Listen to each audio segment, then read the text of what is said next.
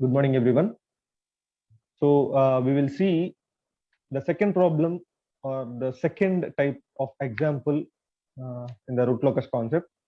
Now you can see here the problem given as sketch the root locus of a unity feedback system with open loop transfer function as. So here the feedback is unity, which means h of s is equal to 1. And the g of s value given as g of s is equal to k by s into s plus 2 into s plus 4. So this is the open loop transfer function given, and he wants to plot the root locus. So we need to plot root locus for this system. Not only that, find the value of k. So we have to find the value of k so that the damping ratio of the closed loop system is 0.5. So we have to calculate the k value for the damping ratio of the closed loop system is 0.5. So the damping ratio has been given. For this damping ratio, we need to determine the k. This is extra step we have to do. Right. Right. So first, we know the 6 steps to sketch the root locus. We will do those 6 steps as we have seen in the previous videos also. So the first step in order to calculate the root locus, the first step is we need to locate the poles and zeros. So take the open loop transfer function. From this open loop transfer function, for zeros, we have to look at for the numerator polynomial. So there is no numerator polynomial here, only a constant k is there. So no numerator polynomial, that means there are no zeros. There are no zeros. And for the poles, look at here, the denominator polynomial. You can see the denominator polynomial is clearly given in the factorization form directly. So the poles are s plus 0 here. That means 0 is one pole. The second pole is s plus 2, this value. So that means the second pole is minus 2. And the third pole is minus 4. Because this is s plus 4. So s will be minus 4. So the poles for the given open loop transfer function is s is equal to 0, minus 2, and minus 4. So these three are the poles, namely P1 is 0, P2 is minus 2, and P3 is minus 4. So we need to mark these poles on the x-axis or the real axis, because these three poles are real values only. There is no complex pole. All three poles are real axis, real poles. So we need to mark the poles using the symbol cross or x in the figure, I mean in the graph. So take the graph sheet, draw x and y axis, take the scale on the x axis with unit 1. Similarly on the y axis also, take the same scale for both x axis and y axis and mark the poles 0, minus 2, and minus 4. So this is our first step. Calculate the poles and zeros and indicate those on the graph sheet. Right. So coming to the next step, the second step is to find the root locus on the real axis. So we have to draw the root locus on the real axis. So in the previous, generally in the previous lectures, I have stated that the root locus will be started at a pole and ends at a 0, right? But here there are no zeros. 3 real poles are no zeros, but the poles are 3. Now you can see this graph. So one pole is at origin, so that's why the cross symbol is used here. P1 is represented. You can see P1, and the second pole is at minus 2. You can see the minus 2 is marked, which is P2, and the third pole P3 is minus 4. That's why it is marked as minus 4 here. You can see. So 3 poles are marked. Now, how can we draw this root locus? Sir, you only told that the pole, the root locus will start at pole and ends at 0. But here we are having three poles, sir, on the real axis, on the negative side of the real axis. There are no zeros. Then where to start the root locus and where to end the root? If you have this type of situation, there are no zeros, only poles, and all those poles are lying on the negative side of the real axis, like this. So you have to plot the root locus. That root locus has to start from the odd number of pole and ends at even number pole. What is odd number pole and what is even number pole? See here, P1 is the odd number pole. First pole, let us say. So first means odd number. 1 is odd number. So start at odd number and ends the root locus, end the root locus at the even pole. Even pole is P2 because P2 is the second pole. Second means even. So draw a thick line P1 to P2. Now, again, according to this statement, we have to draw the root locus from P1 to and first pole to second pole only. From first pole to second pole, not from second to third, because in this type of situations, the root locus starts at the odd number of pole only. Odd means first pole, third pole, fifth pole, like that. So first pole to second pole, we have to draw the root locus, and then odd number, which is P3. So from P3 to P4, we need to draw, but there is no P4 here. There is no fourth pole here. So that's why we have to extend this root locus up to minus infinity.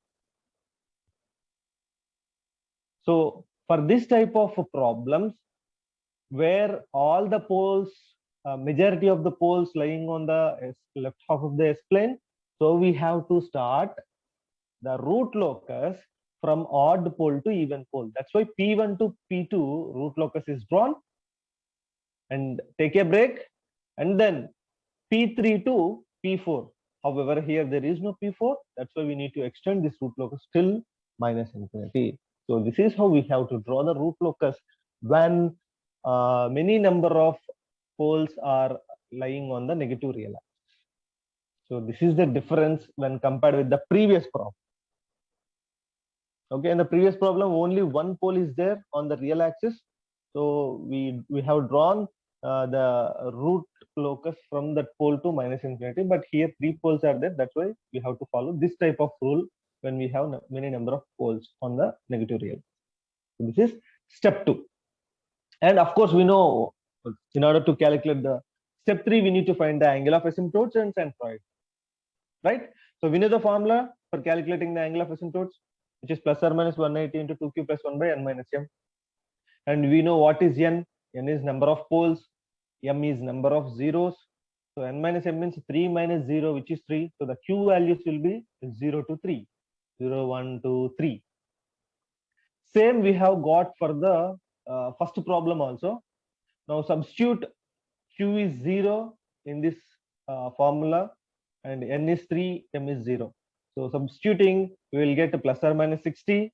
For q1 case, q equal to 1 case, we will get to plus or minus 180.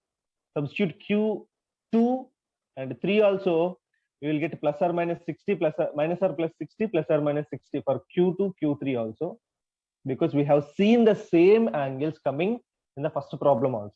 So you can check the previous videos. Now, so the only we will have four angles, plus 60 minus 60, plus 180 minus 180. However, in order to draw the 180, the 180 will be on the positive and negative real axis only. So we cannot draw 180 degrees, because if we draw also, the dotted line will mix in the real axis. So we have to represent only plus or minus 60 degrees. And this plus or minus 60 degrees can be drawn at the centroid point. So we have to calculate the centroid. So centroid is equal to, we know this formula, right? Sum of poles minus sum of zeros. by n minus m. So sum of poles means we have 0, -2, -4. These are the poles, and we don't have any 0, so that's why keep 0, and n minus m is 3. So -2 -4 is -6, -6 by 3 is -2. So mark here, you can see the centroid is marked here. So you keep a dot here because at -2 we have a pole also, P2. But marking centroid is also necessary. So keep a dot here and write this point is a centroid point, like this you have to write. So that the evaluator can identify, oh, this is pole as well as centroid point. You have to mark like that. So calculating the angle of asymptotes and centroid is our third step. Next, coming to the fourth step, we need to calculate the breakaway or break-in points. So for calculating breakaway and break-in points, we have a procedure. We need to calculate the closed loop characteristic equation. Remember, closed loop characteristic equation. So C of S by R of S is the closed loop transfer function. We know G of S, we know H of S. Substitute and calculate the characteristic equation will be the denominator of the closed loop transfer function. So this is the denominator of the closed loop transfer function. If we simplify this characteristic equation, we will get the equation as s cube plus 6s square plus 8s plus k is equal to 0. So from this equation, we can write k is equal to, you bring all these s terms this side. Therefore, the k is equal to minus s cube minus 6s square minus 8s. So now we have obtained our characteristic equation. From that characteristic equation, we have written this equation in terms of k. Right. Next, what we need to do? We need to differentiate this k with respect to s. So dk by ds. Right. So with respect to s, if you differentiate, this will be 3s square, and this will be 2 into 6, which means 12s, and this is 8. So for all the three elements, minus will be taken out. So minus of 3s square plus 12s plus 8. So this is dk by ds. So for this quadratic equation, we need to find the roots. Okay. So this equation will be equated to 0, and this minus will get cancelled out. So 3s square plus 12s plus 8. So A will be 3, B will be 12, C will be 8. So minus B plus or minus square root of B square minus 4AC. In order to calculate the roots for this quadratic equation, use this formula and simplify, you will get two roots. One is minus 0.845 constant value, which is a constant. And the second one is minus 3.514. So for this equation, we have got two roots. So the first one is we need to get the characteristic equation and write the k term, k equation. And the second one, we need to differentiate the k with respect to s. And third, we need to calculate the s roots. And fourth, we need to verify whether we are having breakaway or break-in points by substituting this s values in the k equation. This k has to be real and positive value. The final value of the k should be real and positive. Now substitute s as this one in the k equation. See here. So in the place of s, this is substituted and simplified. Then we have got the value of k as 3.08. Here the value is not important. The value is not important. Here the importance is given whether the value is a positive value, whether this k value is a positive and real. That's what matters. Now you can see the k value is a positive value. When we substitute in the s place 0.845, we have got the k value is a positive value, and this is the real value only. There is no imaginary term here. So this is positive and real. That means So at S is equal to minus 0.845, we are having a breakaway point, not a break-in point, only breakaway point. Breakaway point will comes for poles. Remember this. Break-in point comes for zeros. Breakaway for poles, break-in for zeros. So here we will get breakaway at what point? At S is equal to 0.845, because the K value we have got is positive and real. And check for second value also the same way. Now take S is equal to minus 3.145 and substitute here and get the K value. This time we got a minus 3.08. Of course, this is real, but not positive. This is not positive value. That means at S is equal to minus 3.45, we don't have any breakaway point. But we have a single breakaway point, that is at S is equal to 0.845. At this point, we have a breakaway point. This breakaway point comes for poles, break-in point comes for zeros. Okay, so that's why I have called it as breakaway point. So this is our step 4. And coming to the step 5, we need to find the angle of departure and the angle of arrival. However, this step 5 can be calculated only for complex poles and zeros. But we don't have any complex poles, any complex zeros. So you have to write the simple statement. There are no complex poles and zeros. So there is no chance of angle of departure and angle of. That statement you have to write. That is step 5. That's it. And step 4, this point we need to mark where S is minus 0.845 is the breakaway point, right? So this has to be marked here.